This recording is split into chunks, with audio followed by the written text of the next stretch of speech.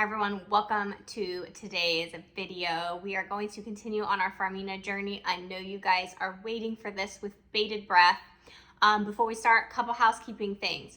Number one, I started a Farmina playlist. So if you would like to check out some of the earlier videos on Farmina, you can head there. If you want to check out different videos such as dog foods that score 7 or above, 7 below, cat videos, commonly asked questions, product reviews, things like that, head to the playlist because a lot of the questions I get can be answered just by looking there. I'd love to get back to all of you, but sometimes it takes me a while, so sometimes that's the quickest way to get an answer to some of your questions. Number two, people have asked me about memberships. YouTube allowed me to open up memberships. What does that mean? If you'd like to become a member, you can follow the link in the description box, and basically what that does is it gives you early access to videos. All my videos will eventually be public. What I do is I sit down and I usually will film 2 or 3 at a time. I'll edit them and then I will batch upload them.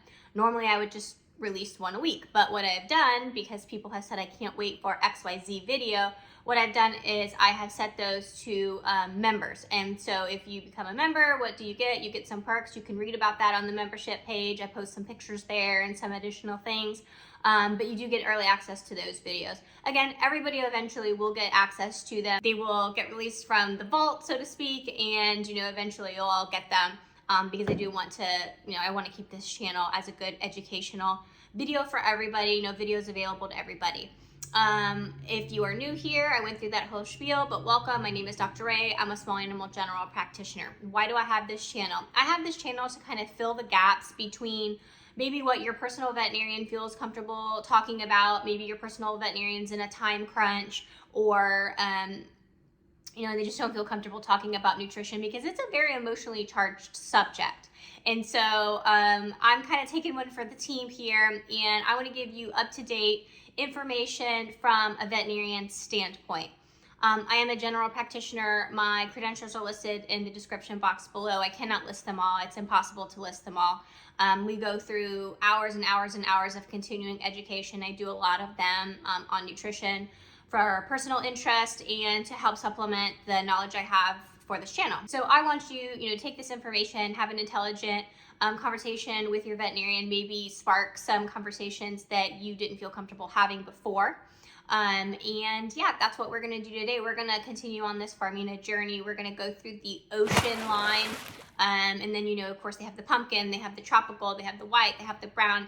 And we're going to go through, hopefully, I'm hoping to go through all of those. If you guys get bored of this series, let me know. We can switch gears. I have lots of requests. Thanks, everyone, for leaving requests in the comments. And thank you, everyone that emails me with your requests. It really allows me to know what you guys are interested in so that I can create content that you guys enjoy.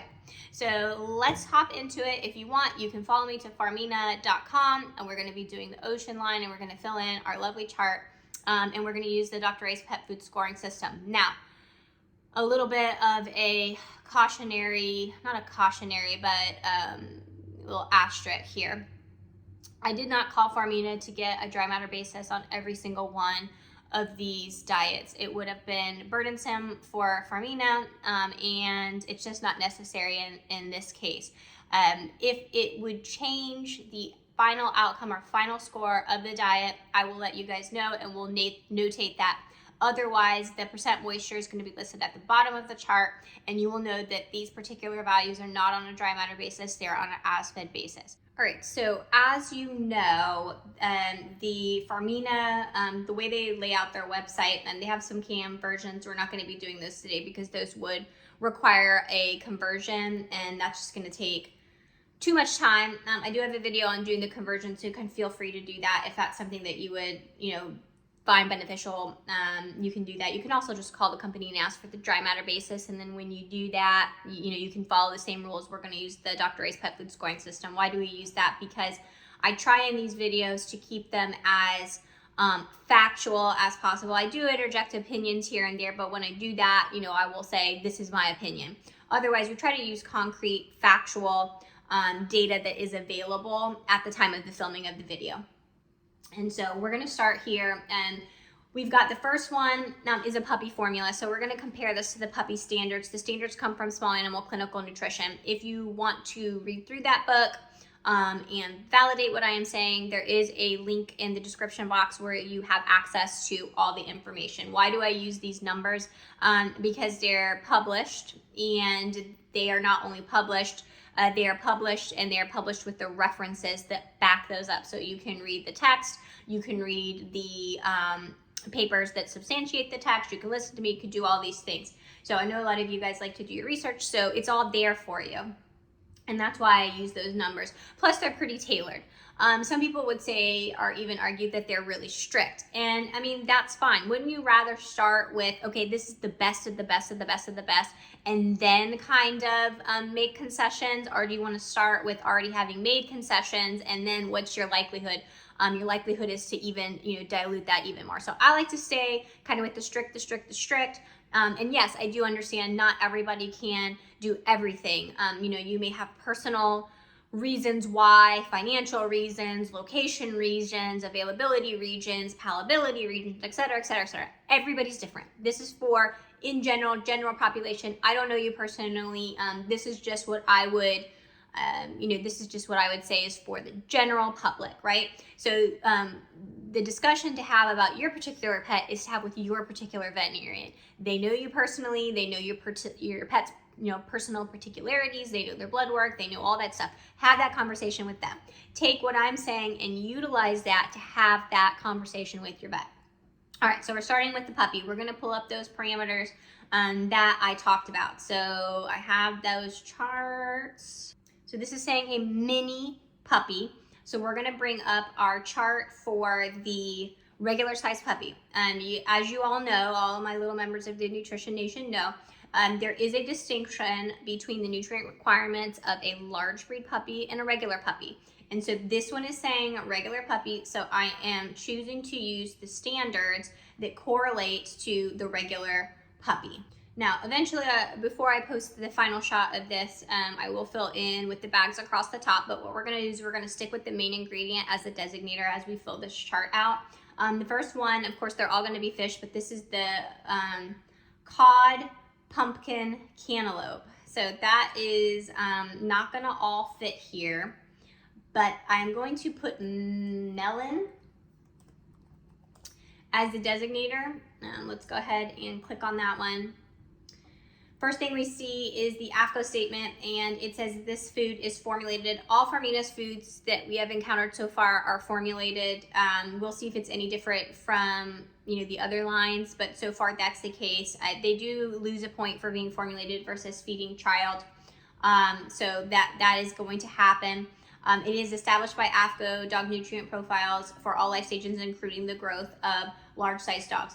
And so I'm not going to give them a point there because they're saying that this is for many, but then their AFCO statement is saying it meets the nutritional requirements for a large breed puppy.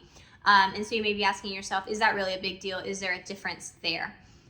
There is, because a large breed puppy, and you can refer to the chapter in Small Animal Clinical Nutrition for a more in-depth and detailed explanation, but the long and the short of it is a large breed puppy requires nutrients that are actually more restricted than a small breed puppy, because if we give a large breed puppy too nutrient rich, too much calcium, too much fat, too much phosphorus, the body is going to try to grow that puppy way too fast. It's just the way that things are. And when that happens, you can end up with some bone disease or developmental issues later down the road. So we know from data and research that a large breed puppy, or a puppy that's going to be 70 pounds or more as an adult, actually does need a different nutrient profile than a mini. Now, can a mini eat a large breed puppy? Yeah, it's not. If you feed your mini puppy by accident, you grab one that says large breed, or this one, the AFCO statement says large breed. Is your mini puppy gonna drop dead tomorrow? No, it's not, guys. I know a lot of you stress out about this and the end of the world, and we want to get this right, and I totally appreciate that, and I love you for loving your pets that much. But we really need to take a step back. If you mess up and you feed your mini large breed puppy, it is not the end of the world. If you mess up the other way around and you feed your large breed puppy mini, does that guarantee your dog's gonna have developmental disorders? No, it does not. But what are we talking about? We're consciously trying to educate ourselves to do what is theoretically in vitro versus in vivo, what do the numbers say is the best? What's statistically the best? That's what we're talking about here, okay? So they are going to lose a point for this AFCO statement because technically, if you're reading what it is legally authorized for, it's a large breed puppy. So as we fill this in, we're going to put here the life stage that it is saying is large breed puppy, LBPPY.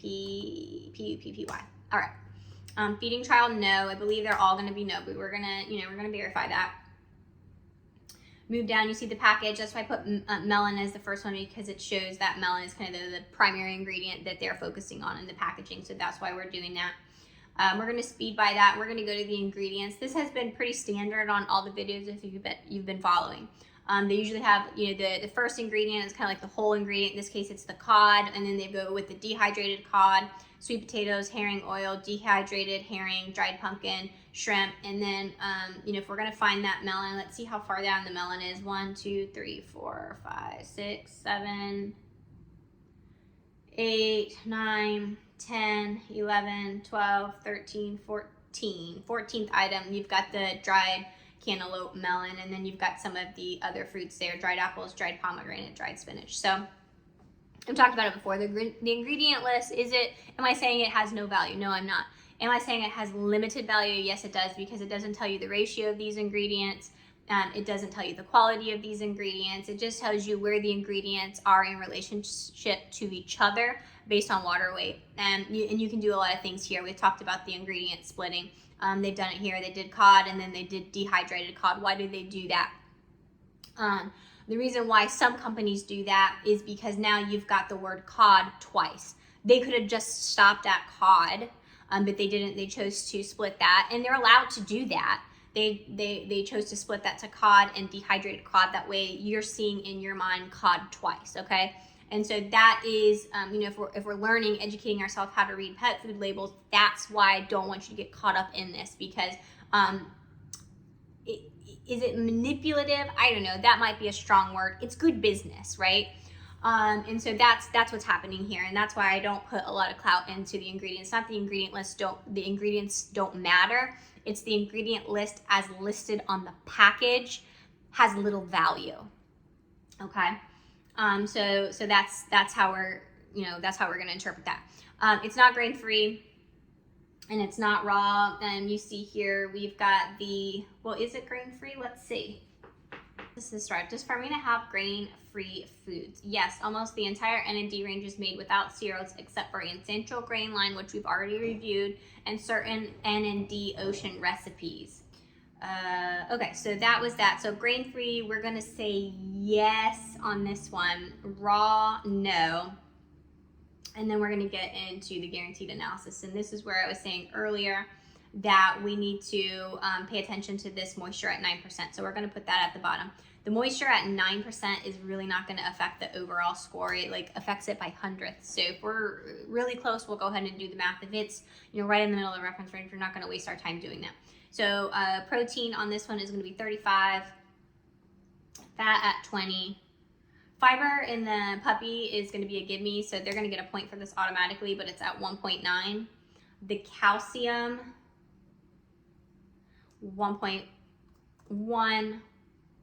Phosphorus at 0.91, and then we need to find the kcals per cup. It's 413. Let's do some quick math here and see if the feeding guide suggests that we feed the correct amount. So what we want to do is you want to find the 20-pound dog, and just because I already know what the answer is going to be here.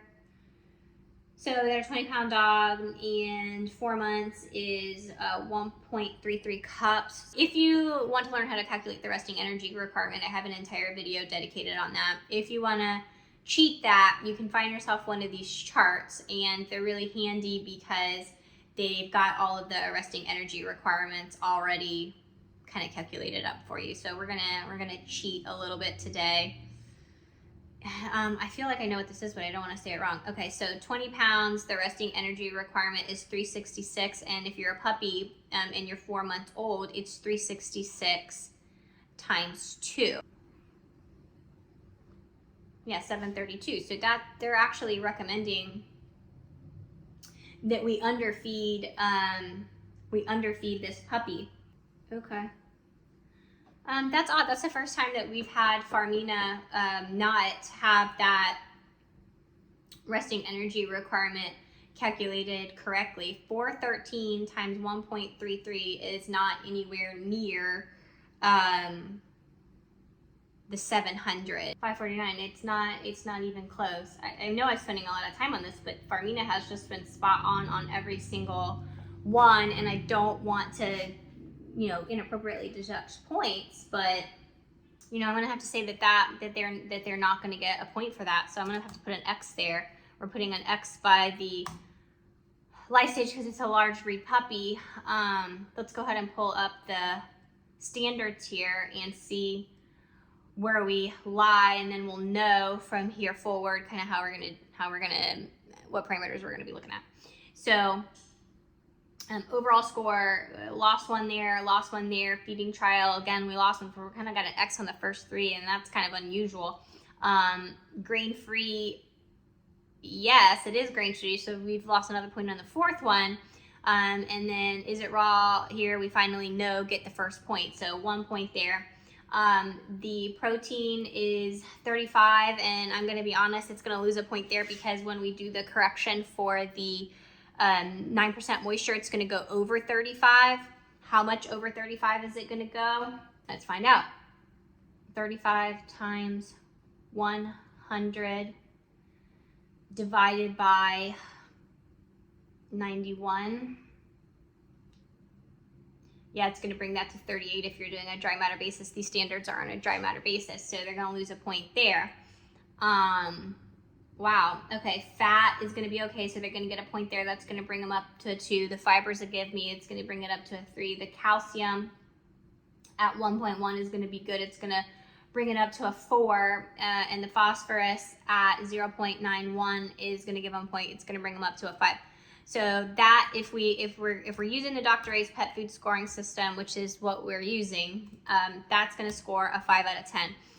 If I get any additional information that you know, it's not that I get the information like, oh no, it has grains in it, it's not grain free, we can adjust that, or oh, you read that feeding guide wrong, we'll adjust that. But from what I'm understanding here, that's how this is going to score as the regular puppy. Okay. So that's the game that we're going to play and how we're going to roll here today. Closing all the extemporaneous windows. All right.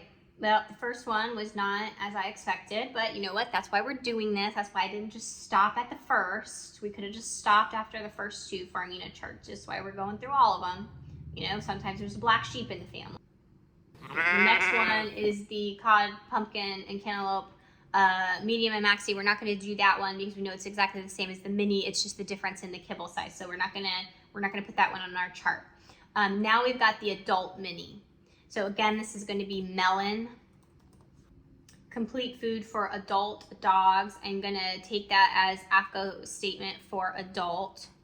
Not exactly the way that we like to see it, but I'm going to say yes there. Now, it is called the salmon, cod, and cantaloupe melon adult. So we've got salmon as the first ingredient, and then dehydrated salmon, sweet potato, cod, dehydrated cod. So again, you can see kind of this pattern here with that. Let's see if we've got any grains in here. Herring, all dehydrated, pea fiber, dried carrot, alfalfa, inulin. I'm going to say that this is also grain-free. I'll just go back in the chat here just to verify that. If you have a question about their diet, I would definitely do the chat because I've been most successful with getting through to them and getting the information I need on the chat function. So just a PSA on that. Maggie says that that some of the N&D Ocean formulas are grain-free, and she's going to let me know which ones are grain-free. Right, she said that the ones that are grain-free are the adult medium and maxi, the adult herring and orange adult medium and maxi, and the cod pumpkin and orange medium and maxi. I'm gonna ask her about the puppy specifically. All right, good. So she's gonna help us out there. Okay. So we were interpreting that correctly. So let's continue on while she forges on in the chat. So yes, it is grain-free. This particular one is, and we know, like we said, that all of the Farmina ones, it doesn't say specifically, but we know that it is most likely not feeding child, because I haven't really found any that are. And so versus tying her up the chat any longer, we're just going to assume that it was not feeding child. Again, we can always call and verify that if we want to get exacts on that later on. It is not raw. And then we get into the nutrient parameters. Actually, first what we're going to come across is going to be that feeding guide. 394, 20-pound dog, 1.5 cups at 394, 591. I'm gonna give them the point for that. So I'm gonna go ahead and give them the point for that. It's pretty close to what I like to see for resting energy requirement for an adult dog. All right, moving on to what I know most of you guys are probably most interested in, and that's gonna be the guaranteed analysis right here. Pulling up our dog adult chart, different than the puppy, different than the large breed puppy. Let's check back with her. Yeah, so the puppy, medium, and maxi is grain-free. The N&D pumpkin, okay, she's giving us some of the other ones that are grain-free that are not the ocean, but she is confirming that the ocean cod, pumpkin, and cantaloupe. Yeah. All right, thank you. Okay, let's fill in our chart here back for the adult. So we're multitasking, so let's see. Protein for the adult is coming in at 30. Fat, 18. Fiber, 2.9. Calcium, 0.8. Phosphorus, 0.7. And then moisture is 9. Now, another thing I want to, again, another little asterisk here. Again, ideally you should not use the guaranteed analysis. I should call the company and I should get every single one of these parameters on a dry matter basis, typical analysis. Because as one of the members of the Nutrition Nation had clarified before, these are minimums and maximums. You can see that there. Crude protein, minimum 30. Crude fiber, maximum 2.9. So that leaves a lot of variability. If you have a minimum or a maximum, it means you can go to the extreme in the other range. Do they usually go to the extreme? No, but there are usually some differences between the typical analysis and the guaranteed analysis. Because this series is quite large and I didn't want to overburden the customer service agents with that information. This is just giving you a general idea of the food. And then if you have one that you are very specifically interested in, then I do encourage you to go ahead and call them and get that exact typical analysis or dry matter basis analysis. You do have to call them for that. That's not listed on the website. Some companies do have that available. Farmina is just not one of them that I could find. But I'm sure, the customer service has always been very responsive. So I'm sure they would get that information to you if you do specifically ask. But I didn't want to waste, I didn't want to waste their time doing that. So let's go ahead and score it with what we have against the adult parameters. So here are the adult parameters. Pop them up here. Let's go ahead and count the score. So we are going to give them a point for that correct kcal resting energy requirement calculation. So 1, 2 on the life stage, no on the feeding trial that we can ascertain through what's available there. Is it grain-free? Yes, so they're going to lose another one there. Is it raw? No, it is not, so they're going to gain a point there. That brings us up to 3 going into the guaranteed analysis. Protein at 30 is going to go above 30, which is the high end of the reference range when we correct for that dry matter basis, so they're not going to get a point there. Fat at 18 is going to get a point because it's not going to go above 20 even when we correct, so that's going to bring us up to a 4. The fiber just needs to be less than 5. That's going to bring us up to a 5. Calcium at 0.8 is going to be great. I love that. I love to see a good mineral profile. That's going to bring it up to a 7. Phosphorus at 0.7 is going to bring that up to an 8. still a very, very good, very good score. And you know, the protein's only going to be a slight bit off, but we do score these everybody the same, so there's no bias. So I cannot give them a point for that. But still, no, 8 out of 10 is, you know, still a very good score. So I like the adult nutrient profile better in this N&D ocean line than I like their puppy profile. All right, going on to the next one. The next one, of course, is going to be the melon adult, medium, and maxi. We're going to bypass that because it's exactly the same. Then we've got the salmon, cod, cantaloupe, melon, adult, maxi, giant. I believe that one is also going to be the same. Yes, it is. So we're going to bypass that. Again, the only difference is going to be the kibble size. I specified that in a previous video. They have it somewhere on their website, what the exact millimeters of the kibble is.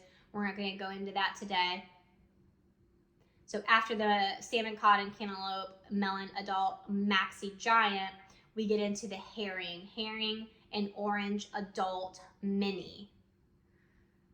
So on here, we're going to put orange as the defining flavor, and it says that the N&D herring and orange recipe is formulated to meet the nutritional levels for adult maintenance. So again, adult, orange, and I don't know why some of them list that like that on the website and some of them just list that really brief verbiage. It might just be a web design thing. Again, herring, dehydrated herring, sweet potato, herring oil, and then where's the orange? 1, 2, 3, 4, 5, 6, 7, 8, 9, 10, 11, 12 down on the orange. This was, again, one of the grain-free ones. Let's pop back to the chat. Yeah, so the herring and orange is also grain-free, so gonna lose a point on that. Not raw. Let's get into our nutrient analysis after we get the Cake House 432. It's quite a bit higher than the 394 on the melon version. Let's see.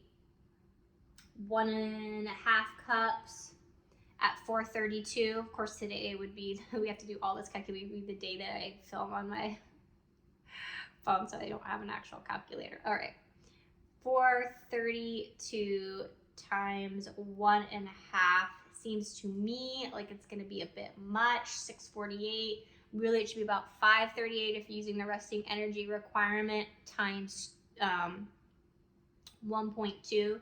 So 366 times 1.2, which is the published calculation. I mean, they really shouldn't only go up to like 538. So I'm not, if it's 6 something, I'm not going to be able to give them a point for that. That's pretty far off.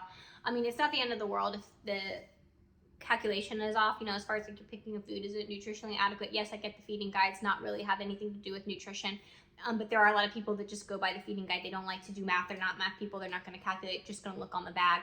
And we all know that obesity is a significant health problem. So yes, the nutrition in the diet is important, but how much you feed the diet is also important. So that's why I included it on the pet food scoring system. I'm not going to be able to give them a point for that because that is pretty significantly off. I think it's more than 10% off. I should probably come up with a number where I do and I don't give them a point. Should we just set that now? Should we just, Nutrition Nation, tell me down below, what do you think? And maybe I can do a poll. What do you think if they're off on the feeding guide by, let's say, 10%? Should they not get the point?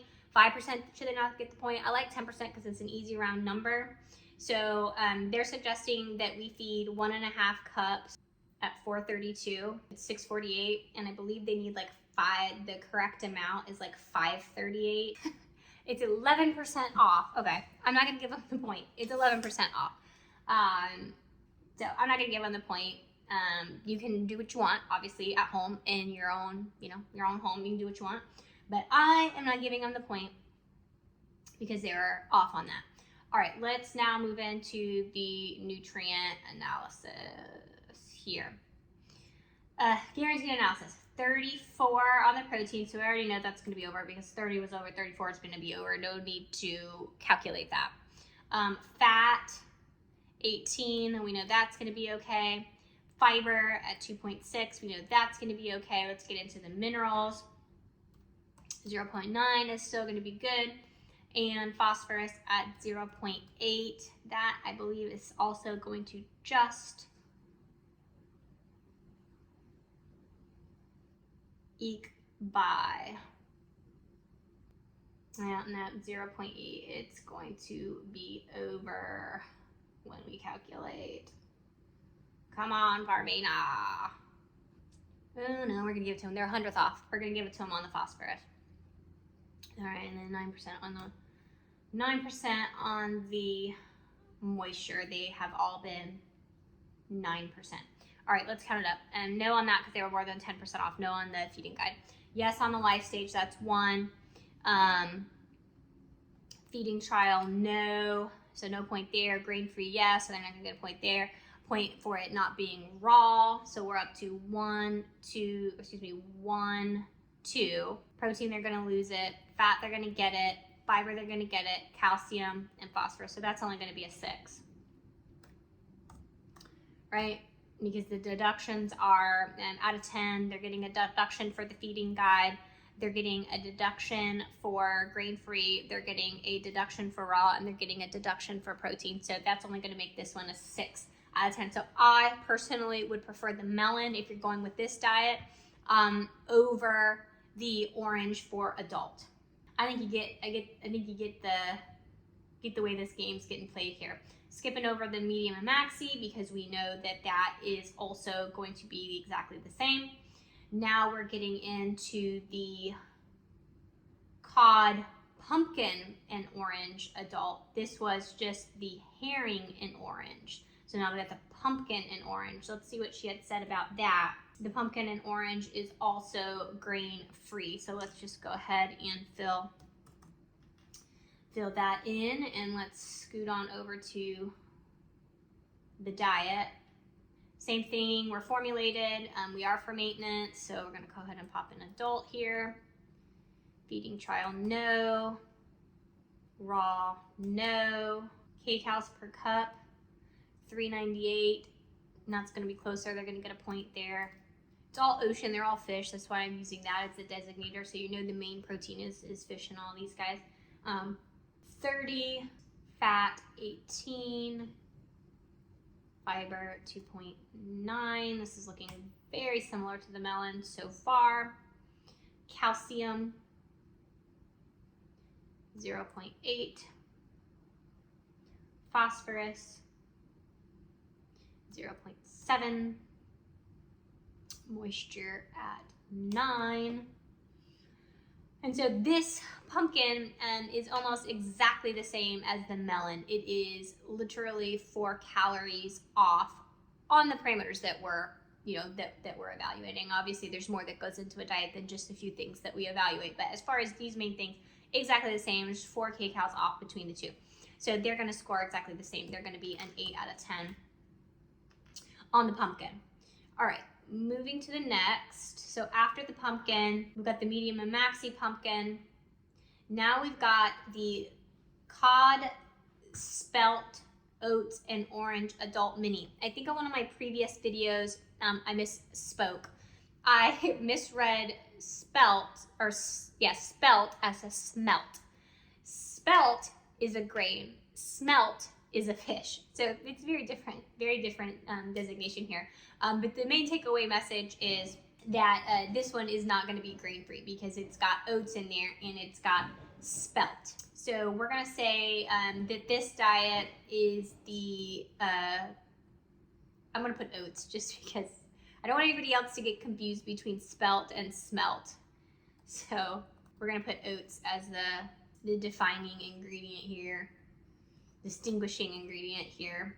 All right, moving along. Adult, as they have been correctly labeled, not feeding child. Cod, dehydrated cod, herring, whole spelt, whole oats, dried beet pulp, and so on and so forth. So it is not grain-free. It is not raw.